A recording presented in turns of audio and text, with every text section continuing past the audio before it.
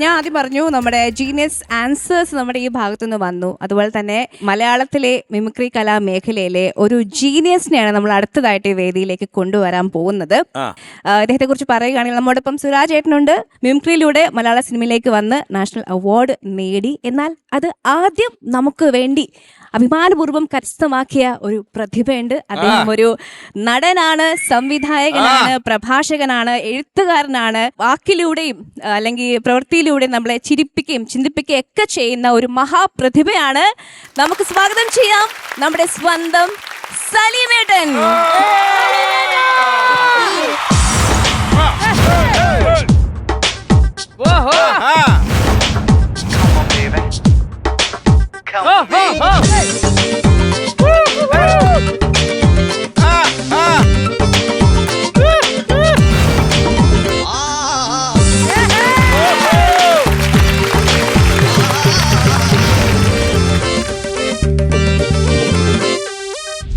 മനസ്സിൽ പ്രതിഷ്ഠ നേടാൻ കൊതിച്ചതാണ് ഈ നെഞ്ച്.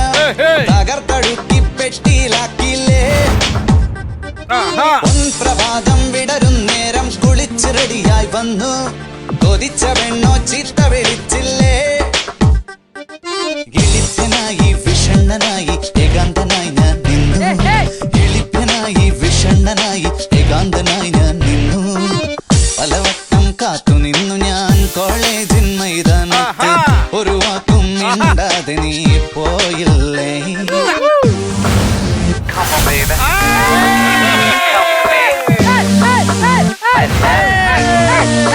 വരില്ല നീ നമ്മുടെ സ്വന്തം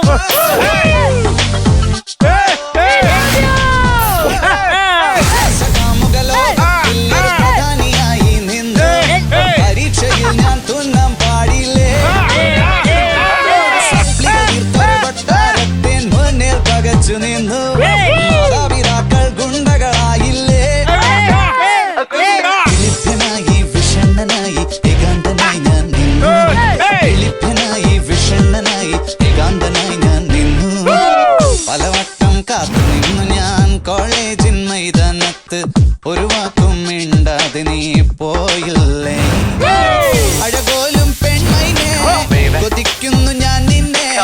ചെന്താമര വിരിയും പോലൊരു പുഞ്ചിരി നൽകൂലേ.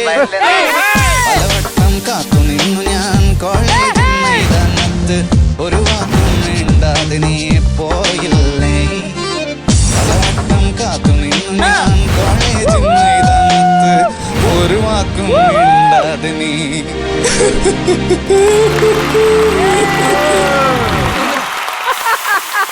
Welcome to comedy master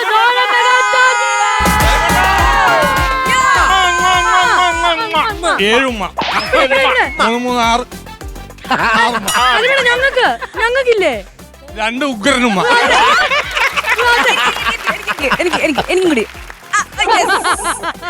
Saleem ഏട്ടന്റെ വരവ് കണ്ടപ്പോ തന്നെ നമ്മുടെ എല്ലാവരുടെയും മനസ്സ് നിറഞ്ഞു. നമ്മുടെ എനർജിയുടെ നെക്സ്റ്റ് സലീമേട്ടാ, നിങ്ങളുടെ ആൾക്കാരാണ് ഇവിടെ ഇരിക്കുന്നത്. കൂട്ടുകാരും ജൂനിയേഴ്സ് സീനിയേഴ്സും എല്ലാരും ഉണ്ട്.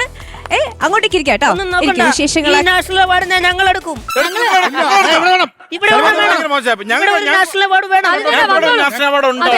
അതുകൊണ്ടാണ് ഇത് ഞങ്ങൾ എടുക്കുന്നത്.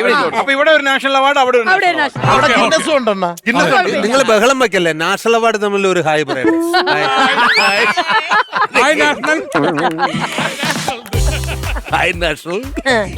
ശരിക്കും നാഷണൽ അവാർഡ് സിനിമ അതിന് മുമ്പും വളരെ ഹൃദ്യമായ ഒരു കാലഘട്ടം ഉണ്ടായിരുന്നു. നമ്മൾ ഈ പറഞ്ഞു വന്ന 80s. സലീമേട്ടൻ സിനിമയിലേക്ക് വന്നത് 90s പക്ഷെ അദ്ദേഹം അതിന് മുൻപ് ഈ പറഞ്ഞതുപോലെ യുവജനോത്സവങ്ങളിൽ മുതൽ മിമിക്രി കലാമേഖല, ഹാസ്യ കലാമേഖലയിൽ വളരെ സജീവമായിട്ട് ഒരാളായിരുന്നു സലീമേട്ടൻ അല്ലേ? ചേട്ടൻ ആരുടെ നമ്മുടെ ഈ കൂട്ടത്തിലിരിക്കുന്ന പ്രസാദേട്ടനൊക്കെ വളരെ സീനിയർ ആണല്ലോ. പ്രസാദേട്ടന്റെ ഒക്കെ ആദ്യത്തെ കോമഡി അല്ലെങ്കിൽ പെർഫോമൻസ് കാണുന്നത് എപ്പോഴാണ്? പ്രസാദേട്ടന്റെ കലാഭവനിൽ വെച്ചാണ്. കലാഭവനില് 84 എന്റെ ഓർമ്മ. ഞാൻ SSLCക്ക് പഠിക്കുമ്പോ മൂത്തകുന്നം അമ്പലമുണ്ട്, അവിടെ കലാഭവന്റെ മിംസ് പരേഡ് വന്നു. അന്നാണ് പ്രസാദിന്റെ പരിപാടി ഞാൻ ആദ്യമായിട്ട് കാണുന്നത്. അടിപൊളി. സലീമേട്ടൻ എപ്പോഴാണ് ആദ്യമായിട്ട് മിമിക്രി ചെയ്യുന്നത്? അതെനിക്ക് ഓർമ്മയില്ല. എന്നാലും 10ാം ക്ലാസ് സ്കൂൾ കാലഘട്ടത്തിൽ ചെയ്തിരുന്നോ? ചെയ്തിരുന്നു. എന്നായിരുന്നു ചെയ്തിരുന്നത്? അന്ന് ബാലേന്ദ്ര മേനോൻ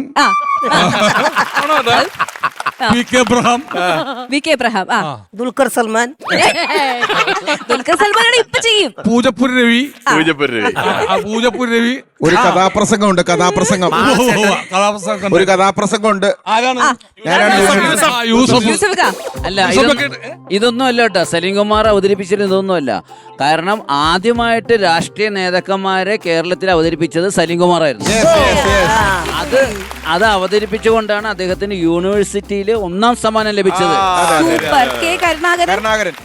പക്ഷെ അന്ന് 2ാം സമ്മാനം ലഭിച്ചത് ആരാന്നറിയോ? രണ്ടാം സമ്മാനം ലഭിച്ച ആരാണ്? പക്രുചേട്ടന്റെ പേര് പറയാനാണ് പക്രുചേട്ടൻ.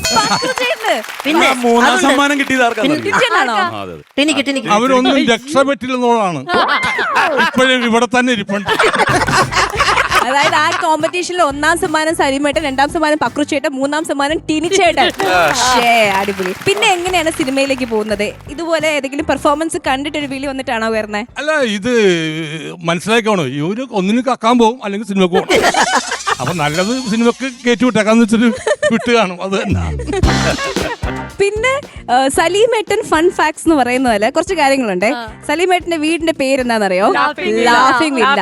എന്താ വീട്ടിൽ എപ്പോഴും ചിരിയാണോ? വീട്ടിൽ ചിരിയല്ല, ചിരി വിറ്റ കാശ് കൊണ്ടാണല്ലോ ആ വീട് പണിത്. അതുകൊണ്ട് അപ്പൊ അതിനോടൊരു നന്ദി രേഖപ്പെടുത്തുക. മേക്ക് സെൻസ് അല്ലേ? അല്ല, ഈ ലാഫിംഗ് വില്ല എന്ന് പേരിട്ടപ്പോ തന്നെയാണ് ഈ പേര് വീടിനിട്ടത് അടിപൊളി. പക്ഷെ പിള്ളേരുടെ പേരിട്ടേക്കുന്ന ആരോമലും ചന്തു വാർ ഇവരെ യുദ്ധത്തിൽ ഇറക്കാനായിട്ട് അങ്ങനെ എന്തെങ്കിലും വിചാരിച്ചോ?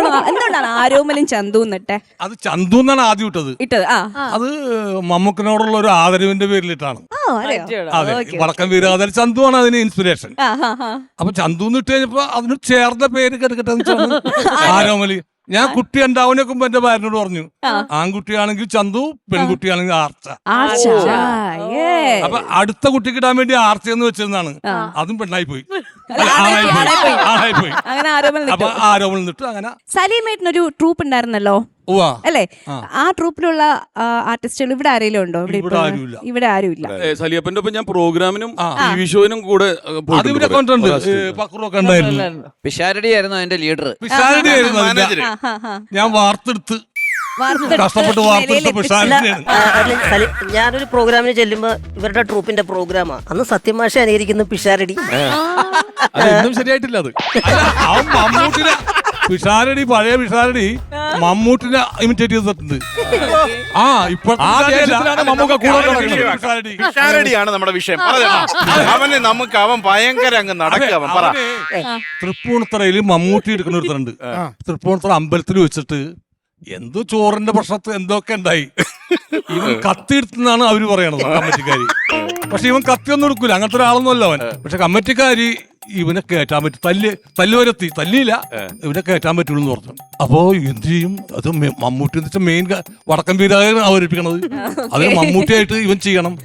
അപ്പൊ ഒരു രക്ഷയില്ല. പരിപാടി പൊളിഞ്ഞു വെച്ചിട്ട് കുറച്ചു നേരം കഴിഞ്ഞപ്പോ ട്രൂപ്പ് മാനേജർ എന്നെ വിളിച്ചു പറഞ്ഞു, പരിപാടി കയറിയിട്ടാന്ന് വെച്ച്. എന്നിട്ട് അവനെ കയറ്റാൻ പറ്റുള്ളൂ എന്നാ പറഞ്ഞേക്കണത്. അപ്പൊ എന്ത് ചെയ്ത്? പിഷാരടി കയറി. എന്റെ ദൈവമേ! പക്ഷേ അവൻ ഒരു ഡയലോഗ് പോലും തെറ്റിച്ചില്ല. രൂപത്തിലൊന്നും ആ പരിപാടി ഭംഗിയായിട്ട് കൊണ്ടുപോയി. അതവന്റെ കഴിവാണ്. പ്രസാദ്, നിങ്ങൾ ആ സമയത്തൊക്കെ എവിടെയായിരുന്നു? ഒരു ക്യാമറ വെച്ച് തലേദിവസം അമ്പലത്തിൽ പരിപാടി ഉണ്ടായിരുന്നു. ഇപ്പൊ നമ്മുടെ ഒരു തലതൊട്ടപ്പൻ അല്ലെങ്കിൽ നമ്മുടെ ഒരു കിങ് അല്ലെങ്കിൽ ലീഡർ അല്ലെങ്കിൽ നമ്മുടെ കൂട്ടത്തിലെ ജീനിയസ് എന്ന് പറയുന്ന വ്യക്തി ഇവിടെ വന്നു കഴിഞ്ഞപ്പോഴത്തേക്കും ഇവിടെ ഫുൾ ചേട്ടൻ പറഞ്ഞതുപോലെ വീടിന്റെ പേര് പറഞ്ഞ പോലെ ഒരു ലാഫിംഗ് വീല പോലെ ഒരു ലാഫിംഗ് ഫ്ലോർ ആയി മാറിയല്ലേ? കാരണമുണ്ട്. ഇപ്പൊ 2 സ്ഥലമുണ്ട്. പക്ഷെ ഇദ്ദേഹം ഇങ്ങോട്ട് വന്നത് എന്തുകൊണ്ടാണെന്നറിയോ? ഇവിടെ ഭൗതികമായിട്ട് ചിന്തിക്കുന്ന കോമഡികളാണ്. സലിമിടും പറയട്ടെ. ആണോ? അങ്ങനെയാണോ? ഞാൻ പോവാണേ. മറ്റേ ജോർജ് ഞാൻ നോക്കി. അല്ലല്ല ഡയാന, അതല്ല. സലിമേട്ടൻ ഈ ടിനി ഏറി കയറിയ പിന്നെ ഒരുപാട് കാലമായി കണ്ടിട്ട്. അടുത്ത് കിട്ടിയ വല്ലപ്പോഴോ വരാറുള്ളൂ. അപ്പൊ ഒന്ന് ഞാനൊന്ന് കൊണ്ട് ആസ്വദിച്ചോട്ടെ. ഇനി അടുത്ത സത്യനാണ്. അല്ല, അവിടുത്തെ അവിടെ മെമ്പർഷിപ്പ് ചോദിച്ചിട്ടുണ്ട്. കുഴപ്പമില്ല, സത്യൻ. അതിനൊരു തുടക്കം ഞാൻ ഇട്ടിട്ടുണ്ട് അവിടെ. ഷാരടിയുടെ. നീ ആരുടെ കൂടെയാണ്? അവിടെയാണ്, ഇവിടെയാണ്?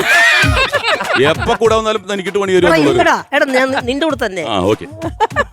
സലിംഭായി പറഞ്ഞില്ലേ ലാഫിംഗ് വില്ല എന്നിട്ട് ചിരിപ്പിച്ചുകൊണ്ട് വീട് വെച്ചെന്ന് പറഞ്ഞു. സത്യത്തിൽ ഗിന്നസ് പക്രുവിന്റെ വീടിന് റെയിൽവേ സ്റ്റേഷൻ നടന്നിട്ടുണ്ട്. അതുകൊണ്ടാണ് ട്രെയിൻ ഓടിച്ചാണ് അവൻ കാശുണ്ടാക്കിയത്. ഏറ്റില്ല കട്ട് ചെയ്ത് തീ കളഞ്ഞേക്ക്. കത്തിച്ചോ അത് കട്ട് ചെയ്ത് കളഞ്ഞേക്കൂ. കത്തിച്ച് കോമഡി കത്തിച്ചോളാം അത് കത്തിച്ച് കളയാൻ പാടില്ല. എന്താണ്? അത് വന്ദേ മാതറിൽ കയറ്റി വിട്ടേ. ട്രെയിൻ കോമഡി അല്ലേ, ട്രെയിനിൽ തന്നെ കയറ്റി വിട്ടേ. അങ്ങനെയാണെങ്കിൽ അസീസിന്റെ വീട് അശോക മന്ദിരം എന്ന് ഇടണം. ഇല്ല കൂകൽ വില്ല. ഒന്നുകൂടെ കത്തിക്കണേ. ആ നോബി ഒന്ന് കത്തിക്കണേ പ്ലീസ്. അതിന് കത്തിക്കുന്നില്ല അത് വേണം, അത് വേണം. അപ്പൊ ഡയന കണ്ടിന്യൂ.